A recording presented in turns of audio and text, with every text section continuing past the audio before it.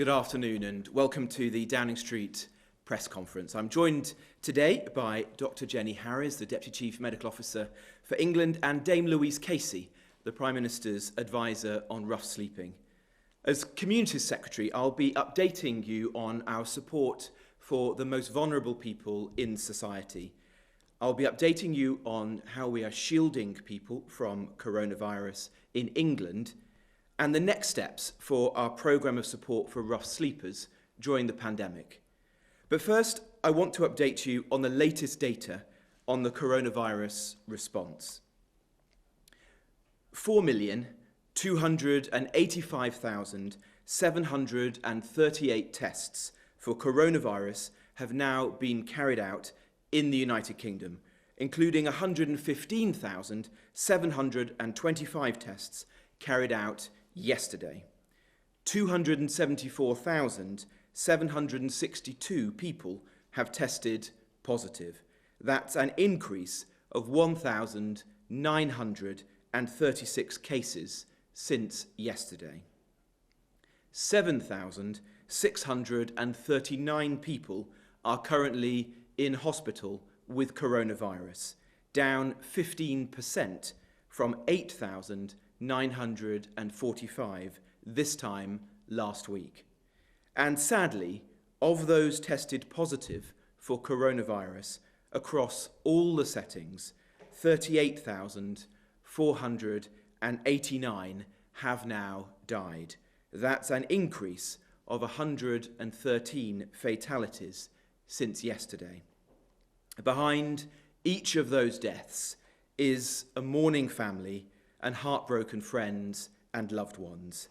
Our thoughts and prayers, as ever, are with all of them. At the start of this pandemic, we advised clinically extremely vulnerable people to shield until the 30th of June. These are individuals who are most at risk of severe illness if they contract the virus. So protecting them has been especially important during the pandemic. I think it's important to explain who is shielding. They are not exclusively older people. Over half are under 70. Over 90,000 of them are actually children. And they, sadly, will not be able to return to school tomorrow if their year group is. And hundreds of thousands of those shielding are or were at work before the pandemic. Many of these people are working from home, but where this is not possible, they're unable to do the jobs that I'm sure they would wish to be doing. The one thing they all have in common is that they've made a huge sacrifice. I'd like to echo the Prime Minister in recognising the resilience of people shielding across the country and express our admiration for their ongoing efforts. We know that they often live with other people, so this has had a profound impact on their lives as well. And family members have often had to sacrifice a lot to protect the people that they love the most. And I know that a significant number of those shielding haven't left the house at all for 9 or 10 weeks. That is quite an extraordinary restriction on their lives. For those who were advised to shield, we set up the National Shielding Service, a huge logistical exercise unprecedented since the Second World War. This has included delivering over 2.5 million free food boxes, securing priority supermarket delivery services, ensuring people can get medicines delivered to their doorstep, and working closely in partnership with local government and our fantastic NHS volunteer responders, helping people in a myriad of other ways, be that delivering shopping, calling people for a check-in and chat, or providing essential care. Over 350,000 people who are shielding have registered for some form of support from the government, like food, like medicine deliveries. But more than half of those shielding have also said to us that they want somebody to talk to over the phone. So none of us should forget the emotional burden isolation places upon people and the effects on mental health and general well-being. For anyone, shielding or not, it's important that you seek the help that you need, and it is available despite the restrictions. So please, if this is you, go to gov.uk or the Every Mind Matters website for advice and practical steps as to what you can do and the support that's available for your well-being during this time. I'm immensely grateful to all of those in the NHS who have and continue to go above and beyond to support those most at risk during the virus. We also recognise the role of local councils and parish councils who supported their residents with great effect. When we announced a gradual relaxation of restrictions in the last week, I know that many people who are shielding will have been asking, what about me? Today, we're setting out the next steps for the shielded. Now that we've passed the peak and the prevalence of COVID-19 in the community has reduced significantly, we believe that the risk to those shielding is lower, as it is proportionately for the general population. As with the guidance for shielded people more generally, we want to give people the information and the advice that they need to make the best decisions for them. This is, as always, advisory for the shielded. So, as a first step, I can announce today that we have updated the shielded guidance so that from tomorrow, Monday the 1st of June, people will be advised that they can take initial steps to safely spend time outdoors.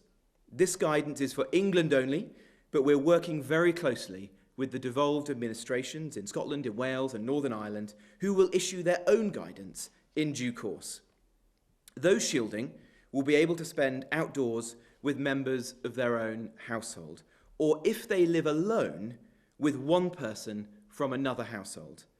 This reflects a lower risk of transmission outdoors, as well as the significantly reduced prevalence of COVID-19 in the community. The full guidance will be uploaded to gov.uk later today. You must still follow social distancing guidelines and remain at a 2-metre distance from others.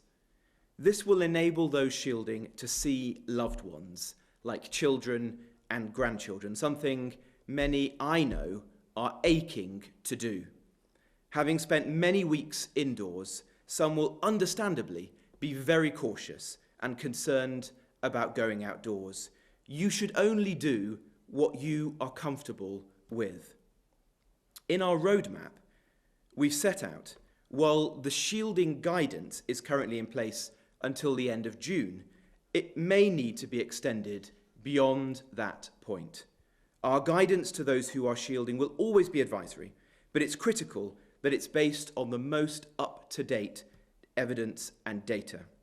So today I can say that as part of each review for the social distancing measures for the wider population, we will also review the risks for the clinically extremely vulnerable and assess whether as we currently believe, the shielding period needs to be extended and whether it is possible for the shielding guidance to be eased further.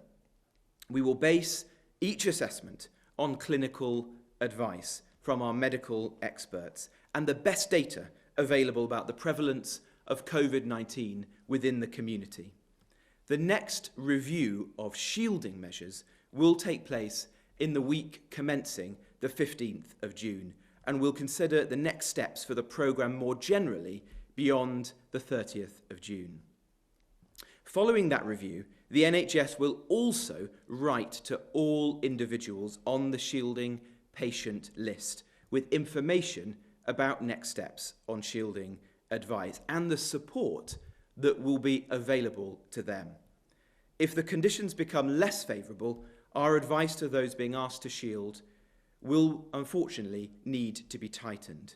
The government will continue to ensure that support is available to those who need it for as long as possible and for as long as people are advised to follow the shielding guidance. Once again, can I thank all those shielding for your patience and for your fortitude. Everybody across the country appreciates the unique challenges that you face, and we want to continue to do all we can to ensure that whilst you might be at home shielding for a bit longer, you are not alone. Secondly, I want to provide an update on our work on rough sleeping. And I'm joined, as I said earlier, by the Prime Minister's advisor on rough sleeping, Dame Louise Casey. From the start of this pandemic, we believed we had a special duty to protect the most vulnerable in our society. And this was especially necessary for those people sleeping rough on our streets. Working hand in hand with charities and local councils, we've offered accommodation to over 90% of rough sleepers, known to us at the start, in order to help them to stay safe during the pandemic. I want to thank everyone who's been involved in this huge national effort. Thousands of lives have been protected because of your work. We've ensured councils in England have the funding to help continue housing rough sleepers in emergency accommodation as part of the £3.8 billion we provided to them in the last 2 months. And we will continue to fund this essential work to get the job done. But as we enter the next phase in our battle against coronavirus, it's right that we start to look ahead. Our goal has always been that as few people as possible return to the streets. But words and promises are not enough. Because of the action that we've already taken, for the first time in my lifetime, we know who the vast majority of rough sleepers are and where they're living. That means that we can assess each individual's needs and tailor the support that we provide next. Some people will need help to return to the private rental sector, but others will need accommodation to be provided so that they can start to rebuild their lives.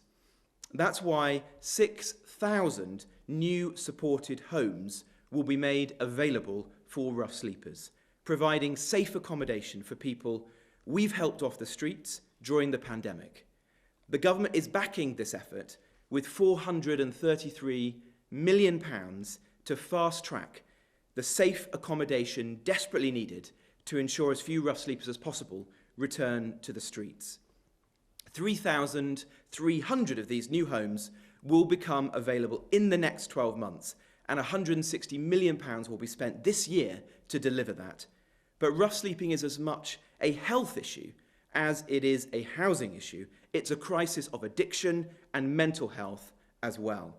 So we will provide specialist support staff for rough sleepers in this new accommodation to ensure that they can continue to receive the health support that they will need to transform their lives and fulfill their potential. These homes will be a springboard to better things, and they will serve as a new national asset and be a symbol of hope and our belief that no one's path is predetermined. I'm now going to pass over to Dame Louise Casey. Louise. Thank you, Secretary of State. Firstly, can I add my own condolences to the families and friends of all those who have sadly passed away due to COVID-19. At the outset of this awful crisis, it became clear that what we needed to do was do all we can to make sure we were protecting some of the most vulnerable people in our society, and we must continue to do so. The pandemic is not over. For homeless people, the task was to bring as many people in off the streets and out of communal shelters. The goal was to protect rough sleepers from the virus, give them the chance to self-isolate and ultimately, therefore, to do the best we can to save their lives. There was an absolutely extraordinary response across the public sector, charities and businesses in response to my call to get everyone in. Those efforts have resulted in close to 15,000 people across England now being helped. I'd like to take this opportunity alongside the Secretary of State to thank everyone involved. It was an extraordinary and unusual endeavour. From the dedicated outreach workers, the hard-working council staff, to hotels that have opened their doors, and the faith and community groups who have provided friendship and food. It's been an heartening example of what we can do when we need to do it, and the best of Britain in this time of crisis. And by bringing almost everyone in, we now have another extraordinary and unusual endeavour ahead to try and change their lives for good beyond the immediate response to COVID-19. I stand ready to work with all partners and esteemed colleagues in Wales, in Scotland and in Northern Ireland. So I'm really pleased that the government is investing in these 6,000 new homes, along with the extra support and money for the costs of their support, meaning that we can help the most vulnerable rough sleepers in the long term. This is a really good start. I am grateful to the Secretary of State and the Prime Minister for their support. But none of us should underestimate the challenge ahead in order to keep everyone in. There is much more that we need to do, but for now I'd just like to thank those in local government, the health service, the civil servants and the countless charities, community groups who've helped protect this, one of our most vulnerable groups in our society during this pandemic.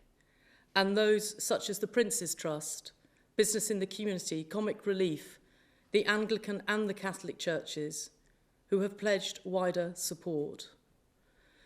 So now that so many are inside, I hope that we can keep it that way. What has been done here is a small but incredible silver lining in the dark cloud that is COVID-19. Thank you. Thank you, Louise. I'm now going to hand over to Dr. Jenny Harris. Jenny. Thank you. Can I have the first slide, please? So I'm just going to update on some of the indicators in the progress we're having with managing the pandemic, carefully and slowly returning to normal. So the first slide that we see here is social distancing information. It's looking at transport use from Department of Transport data. And on the top row, you can see our car, light commercial and heavy goods vehicle use. And that is, all of this data is laid back to a period of comparison, either earlier in the year or for rail, it goes back to the previous year. And we can see that our car use is gradually picking up as we come out of some of the lockdown measures and people are travelling a little further. Important to remind people that we should only be travelling in cars with our own household members. It's difficult to distance, so this is a potential route of transmission. So hopefully this car use is just for ourselves and our own household members. We can also see light commercial vehicle use gradually picking up as people start returning to work. And the heavy goods vehicle use has, of course, been much higher through this as all those key workers continue to help us manage through the pandemic, delivering essential goods. Nevertheless, at the background of this, our national rail, our transport and the bus services have remained very, very low use in comparison to the comparator periods, and this reflects ongoing general use by key workers only. And again, really important as we start coming out of lockdown that we're using transport carefully and safely. Try and increase use of walking and cycling, and if you're going travelling by vehicle, private car with your own household remains the safest. Next slide, please. So this gives an update, as the Secretary of State has said, on how many tests and confirmed cases we've had. So on the top pink slide, you can see that we have performed 4,285,738 tests in total, and in the 24 hours up to this morning, 115,725. So these will be tests which have been done in the labs, have been sent out to individuals at home, or have been taken at the satellite units. And we have testing capacity now right up to 200,000. So we have lots of available use there as we move into this next critical phase of using our test and track system to try and help support coming out of the pandemic. There is variation, and you can see that generally overall the trend remains upwards, and we will be encouraging that as we try and squash the disease wherever it might appear. The bottom, the green chart, shows the new confirmed cases. So these are all cases which have been confirmed in a laboratory. So 274,762 to date in total, and just under 2,000 confirmed in the last 24 hours.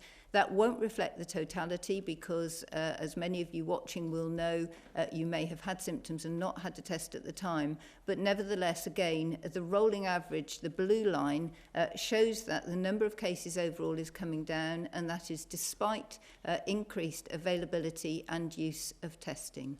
Next slide, please.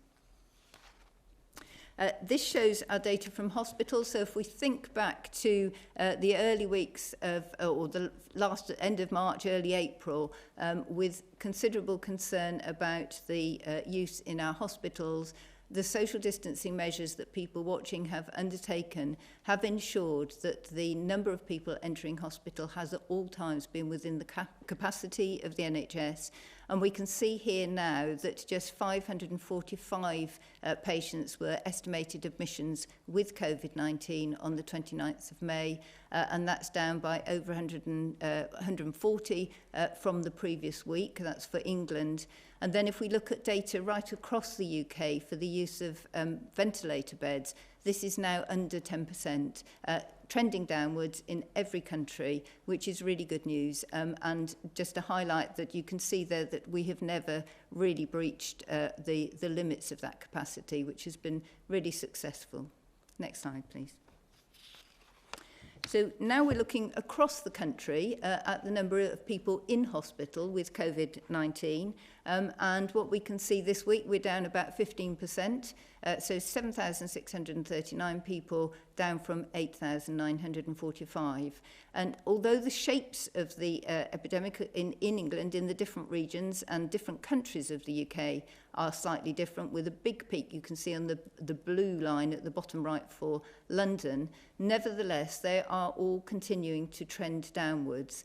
There have been a few changes in the way data is reported, firstly in Northern Ireland and then in Wales, and that one is particularly marked to explain the variation in the pattern. But in reality, all cases are starting to fall, continue to fall, but it is still a very gentle slope downwards. So it is really important that we retain attention, even when we're being given more freedoms, that we minimise the number of interactions we have and really rigorously stick to social distancing measures. Next slide, please. And then finally, but sadly, we always look at the number of COVID-19 deaths confirmed. So these are people who have sadly died with a positive test.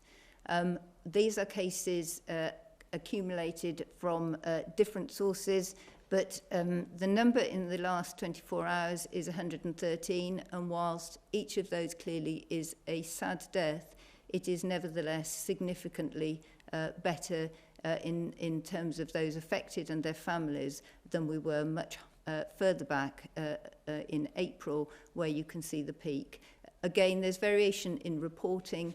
The numbers are still coming down, and you can see the 7-day rolling average, which is a better indicator, really, of the movement generally. It is still going very gently and very slowly at the end. So once again, as we move forward with the easing in our lockdown, just to encourage people to ensure that that doesn't tick back up again, and we retain all focus on maintaining social distancing. Thank you. Thank you, Jenny. Well, we'll now come to 2 questions from members of the public, and the first is from John from Gloucester. If I receive a call from someone who says they are from the test and trace scheme, telling me to self-isolate, how can I confirm that the call is genuine and not from someone acting from ulterior motives? Jenny, do you want to answer how the track and trace system will work in that case? So the track and trace system is actually a very long-standing method, if you like, of finding people and following them through from a case of infectious disease. And Public Health England and public health colleagues all across the world do this on a routine basis.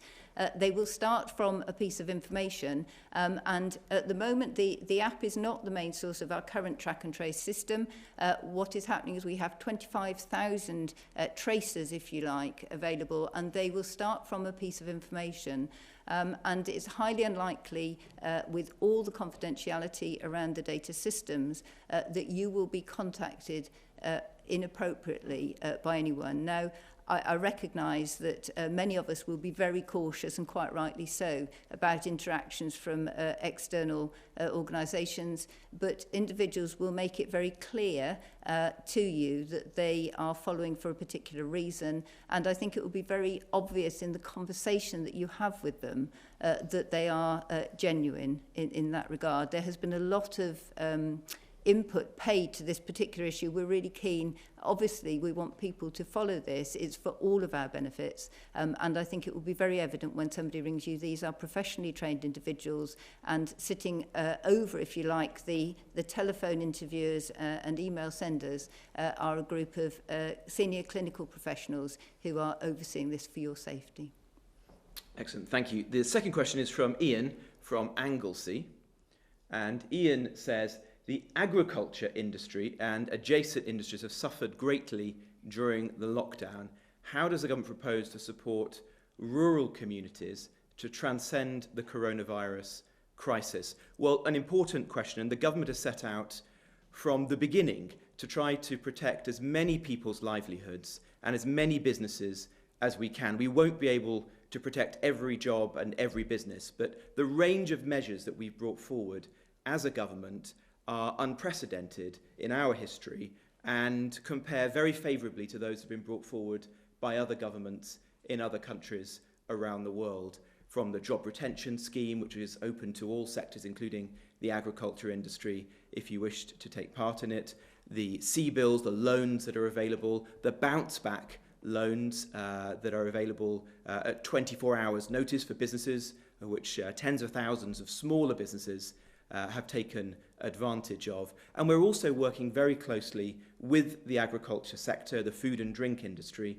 because they're playing such a crucial role. And, you know, I want to pay tribute to everybody involved in those industries who've kept us fed during this crisis, the supermarkets who've ensured that food is on the shelves and they've increased capacity very rapidly and made services available for the vulnerable, for example, increasing the number of individuals who can get privileged access to delivery services as well. So the Environment Secretary is working closely with the industry, and we'll do whatever further steps we need to ensure the industry is guided through this period. One particular challenge that we're very focused on is ensuring that the industry has the workforce that it will need this summer to get crops in and to the market and onto the shelves of the supermarkets. And we've created a number of important schemes there to encourage people who are looking for work to think about working in the agriculture sector, and either on a temporary basis or indeed making a career in a very important part of the UK economy. So thank you, Ian, and thank you to everybody in our farming and agriculture sector for the hard work that you're doing. I'm now going to turn to questions from the media, and the first comes from Chris Mason at the BBC. Good afternoon, Chris.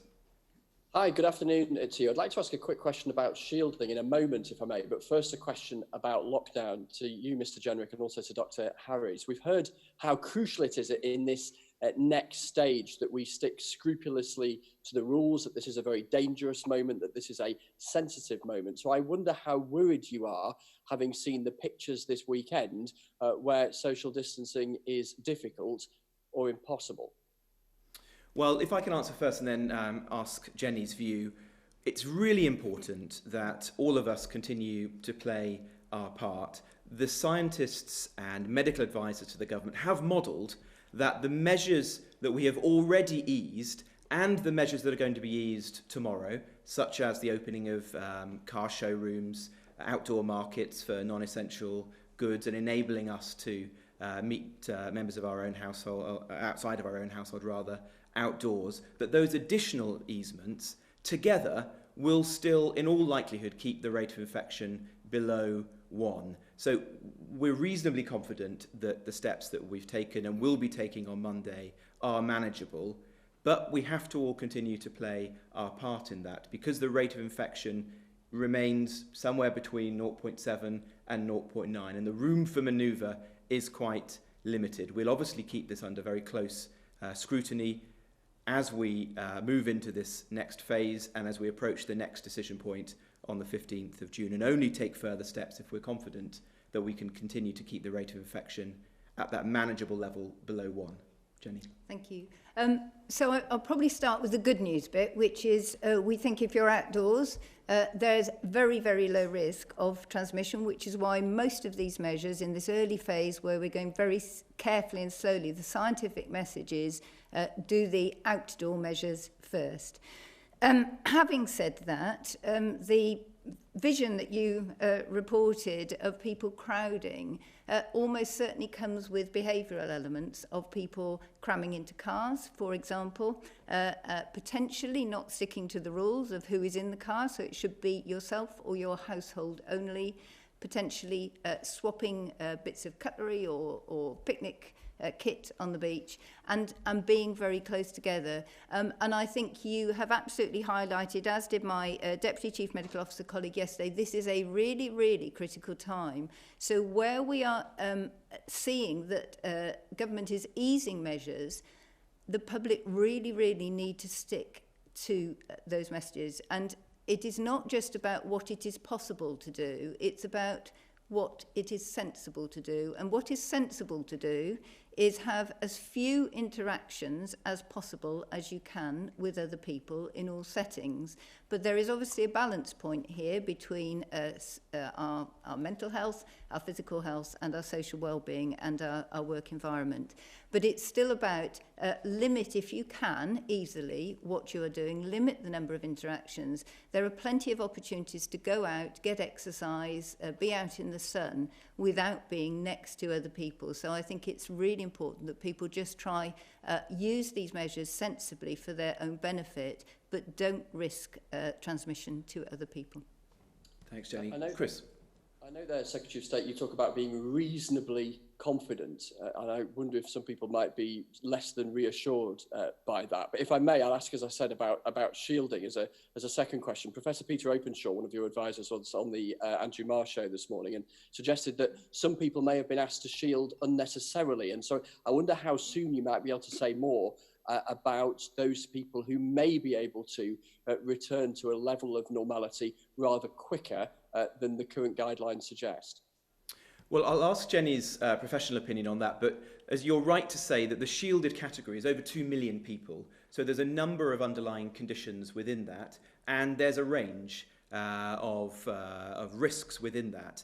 We do want to move to a more specific approach in time, and so we are, or our medical advisors are taking, are producing advice as to how we can give people more specific, tailored advice to their own condition, rather than the blanket approach that we've done so far. But the advice that we have today remains that the shielded should stay at home, but now can take advantage of the small, modest changes that we've announced in effect from tomorrow, the ability to meet somebody from outside your household, socially distance, if you've been living alone, or the ability to go out for walks with your household, things which I think will be hugely appreciated by those people. Jenny. Thank you. So I think just to reiterate something the Secretary of State said earlier, that this is very much advice to these individuals for them to take measures to protect their own health, and that is the starting point. I recognise sometimes that's been interpreted in different ways, and we have a very wide range of response to that, with some people being very frightened to do anything at all, which is absolutely understandable, to other people who, at the end of their life, and we recognise this in writing the original guidance, would like to just prioritise things which are important to them, and the risks of this disease are not as important. You know, they want to do the things that are really important to them. So it is very much for individuals. But I think one of the problems we've had is it's a hugely complex programme.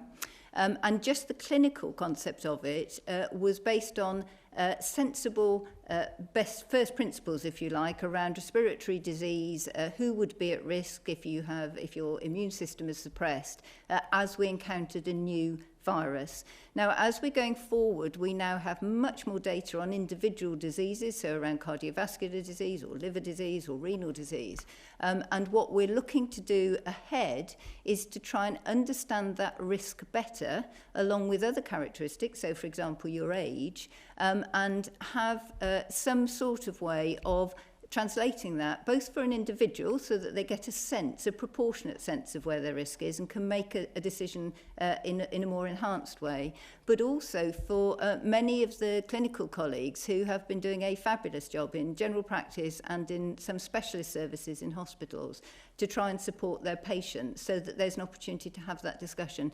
So I think in the short term, we are where we are, and as long as the epidemiology continues to show a decline in cases and a reduction in risk in the community, then we will be looking to hopefully help all people to move from that shielded position as quickly as possible. It is possible, of course, that there could be another wave, particularly as we go into the winter.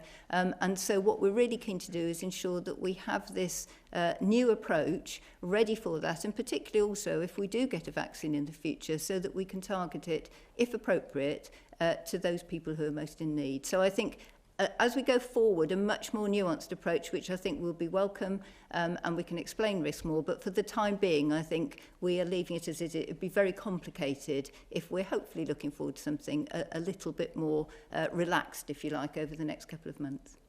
Great. Thank you very much, Chris. And the next question comes from Paul Brand from ITV. Yeah, thank you both. To the Secretary of State and to the Deputy CMO, we've been hearing from quite a few people who are shielding at the moment who still feel very, very vulnerable. Given that the number of cases is still higher now than when we first went into lockdown, why should they feel any safer leaving their homes? Well, perhaps I'll ask Jenny to comment shall first. I start with that? So I think for the reasons which I've just articulated before about our understanding of individual risks with individual diseases, that is still a learning process. So it can still be quite difficult to give a very individual approach to that risk assessment. It's a new disease. But I think what we're looking at is the whole idea, if you like, behind the shielding programme was because the modelling identified a significant number of people at risk, mostly in the elderly, and in fact that is actually still the case, although we have significant numbers shielding who are below that age, but particularly for the elderly, that if we could, if you like, in the nicest possible way, take them out of the peak as it came, that would reduce their exposure to the virus at the time when it was at its highest circulation. And you will have seen from the graphs earlier, that's exactly where we are. We promoted the programme at the start of the peak, and now our advice is that we're getting towards the tail end of that, and we can look at the number of cases. It is a difference between the number of cases that were confirmed at the time, but the numbers we now know from all sorts of things to do with genomics and modelling, where that peak started. So I think at the start of this, their expectation, if you'd been out, would have been about 1 in 40 of meeting somebody with disease. It's now about 1 in 400 to 500. And the incidence of new cases is about 1 in 1,000. So nothing will ever be 100% safe. We have to be really clear about that. We can never guarantee that. But it's a seismic change, if you like, and we're coming out of that peak. And Paul, just to follow up on that, we're not today asking people or advising people to stop shielding, far from it. What we're saying to the people who have been shielding for the last 10 weeks is that we think that the rate of infection is sufficiently low now to enable you to do some quite modest things, like going outside for a walk with members of your household, or like if you've been living alone, meeting somebody from another household. But those are things which will make a huge difference to the lives of these people. As I said earlier in my opening remarks, perhaps as many as a half of the people who've been shielding haven't left the home in all of that time. And so the small changes that we're making, which hopefully members of the public, if they choose to do them, will do in a socially distant way, I think will have a huge impact on people's mental health and well-being, while still continuing to ensure that they're protected by being at home and reducing the amount of face-to-face contact that they have with people outside their household to the absolute minimum. Do you want a follow-up question, Paul? Yes, please. Just a quick one to the Deputy CMO. Should we be concerned at all that the number of deaths appears to have plateaued over the past 5 or 6 days? Is progress plateauing perhaps just as we're beginning to lift the lockdown? So to answer that, one is if it's genuinely plateauing, yes, we should be very concerned, and that is the reason we need to be really, really carefully not only watching the numbers, but actually watching what we are doing. So we have to keep applying the social distancing measures, limit the number of interactions we have, and very carefully and sensibly pick up those easements to make our lives better, but not overdo it. So limit the number of interactions. Having said that, of course, we know from the data that it does rely in part on when cases are reported, so we can all see the blips at the weekend. So I think we need to be watching over a longer period than a few days to get a sense, and that is of course why we have the rolling average, because it gives a much more a proportionate picture, if you like, of what is happening in reality. But yes, it is a critical time. We need to be very careful. Great. Thank you, Paul, very much indeed. And the next question comes from Jane Death from Channel 4. Jane. Yes, thank you. Secretary of State, on the easing of lockdown rules in England tomorrow, on the 10th of May, the Prime Minister addressed the nation and said that we would gradually give people more freedoms following a COVID alert level system. And he said, if the alert level won't allow it, we will simply wait until we've got it right. We're currently at level 4, which wouldn't allow for a relaxation of social distancing. So if the alert level hasn't changed, what has? Well, thank you very much, Jane. The alert level is changing. We are still at level 4, but we're transitioning to level 3. And that does enable us to open up very cautiously some aspects of our businesses and our daily lives. And the steps that we're taking are quite modest. They're opening up car showrooms and forecourts, predominantly an outdoor activity.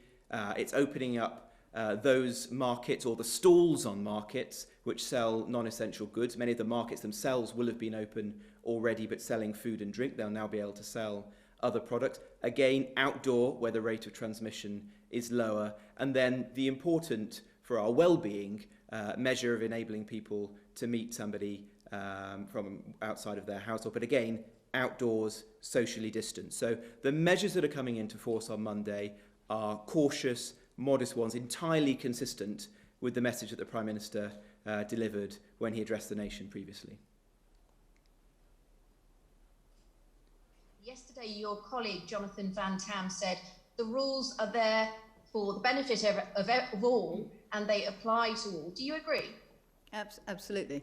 I thought his exposure of what he felt was exactly right. We usually say exactly the same things because we think in public health terms, and I think that's right. And from my own perspective, I can assure you that on a matter of sort of personal and professional integrity, I will always try and follow the rules as I know he does.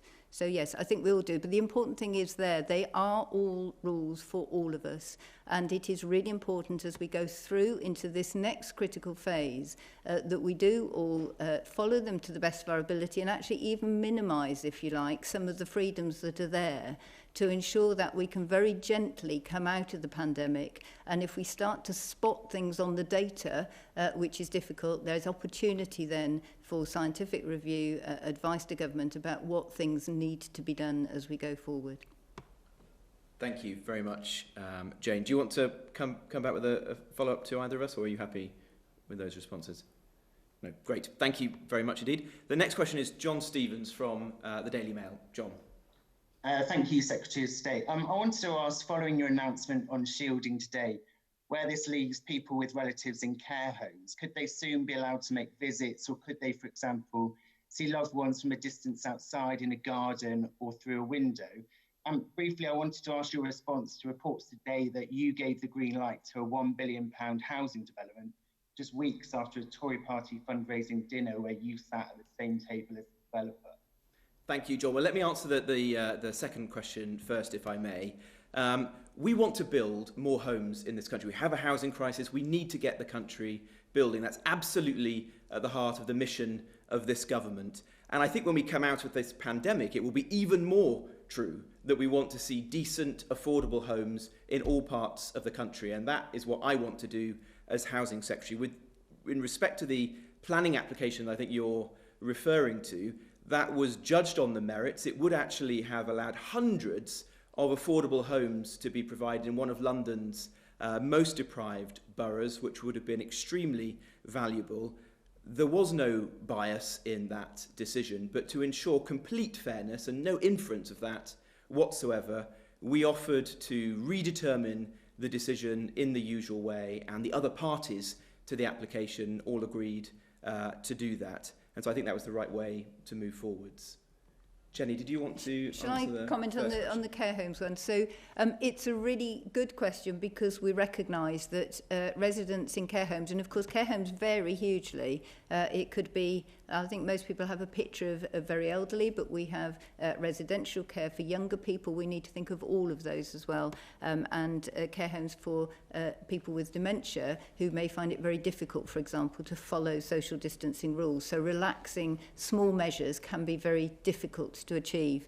But I think at the moment the guidance it's advisory, as we keep saying. It is for individuals to choose, but in a care home setting, it is very important that the level of infection is kept very low, because it is an accumulation, if you like, of a number of very, very vulnerable people often. And so I think where measures are there, I know colleagues in the Department of Health are reviewing what the visiting should be, but I think it's likely that advice would be very much on a precautionary basis until we're absolutely sure that outbreaks have ceased and that transmission is very much reduced. And I mean, there has been huge progress on that.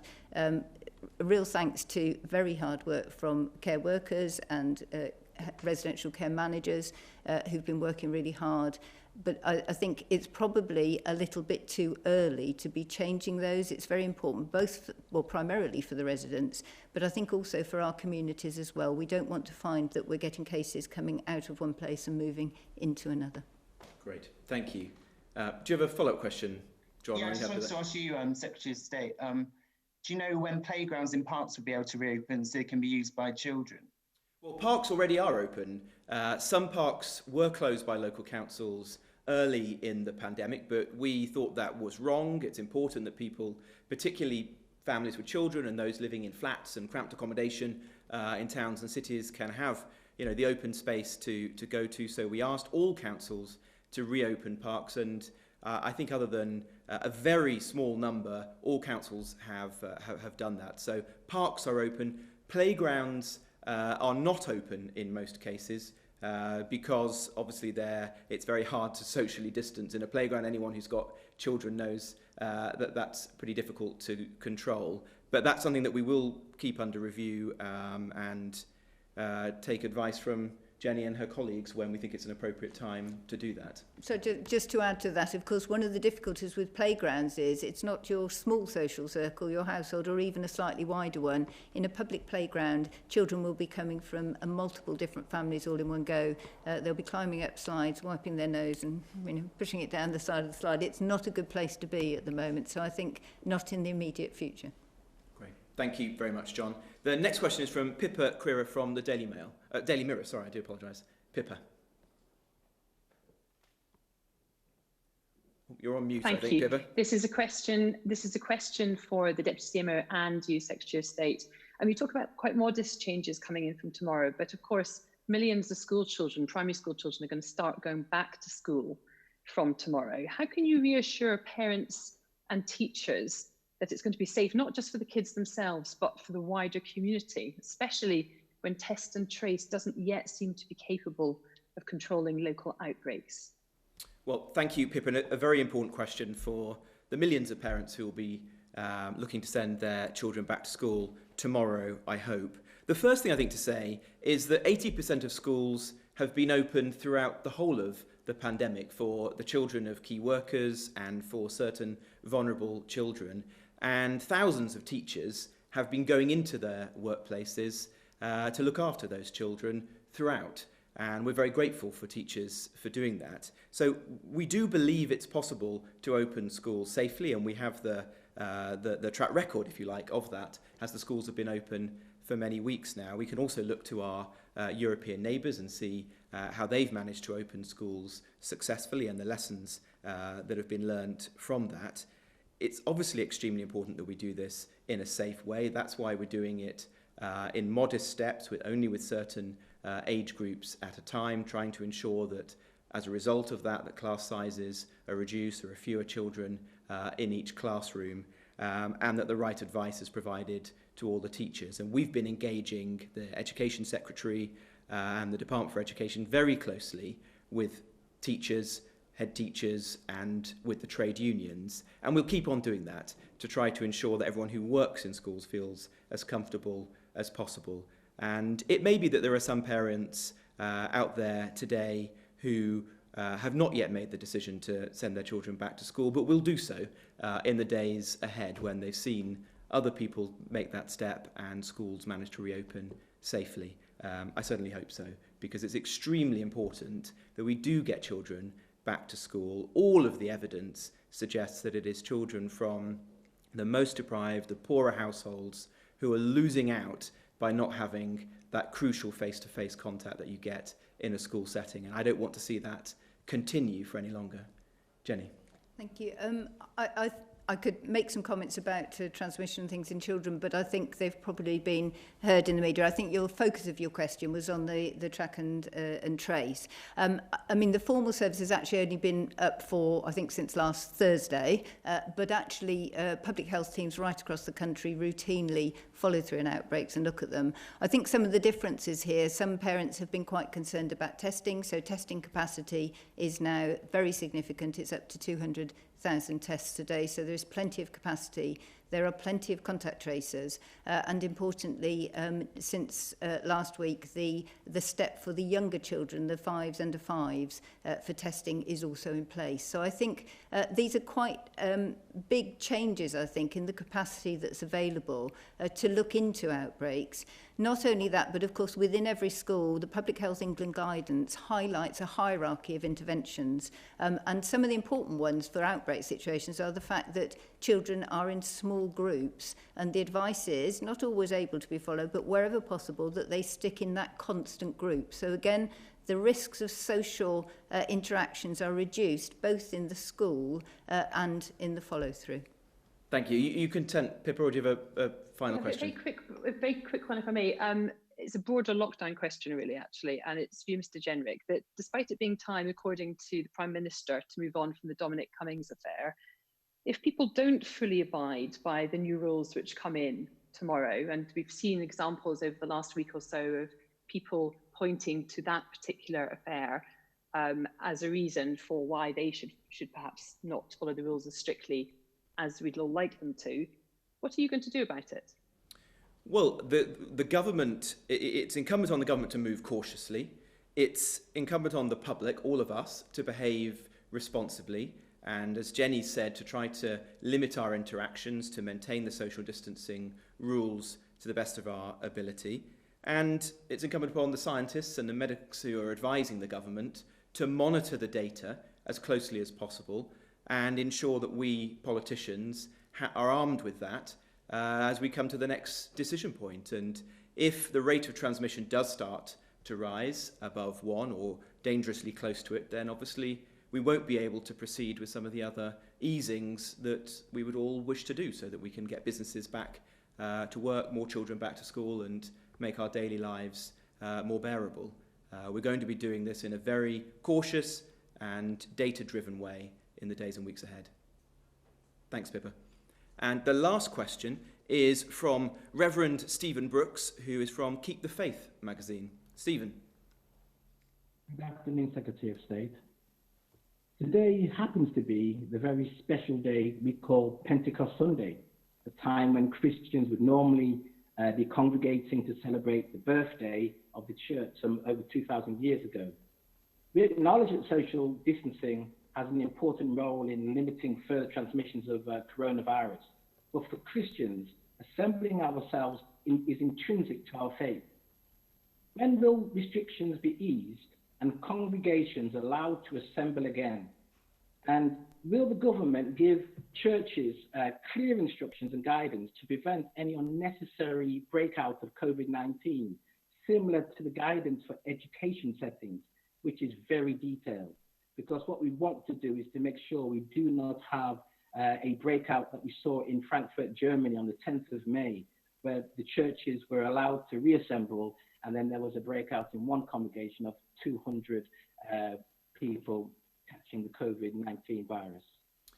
Thank you very much indeed. Well, I want to see places of worship open as quickly as we can. I understand how important it is for millions of people in this country, and I can understand how people of faith would consider it strange that shops, cafes, pubs, restaurants, many other settings might be open in the weeks and months ahead, but not somewhere as important as a place of worship.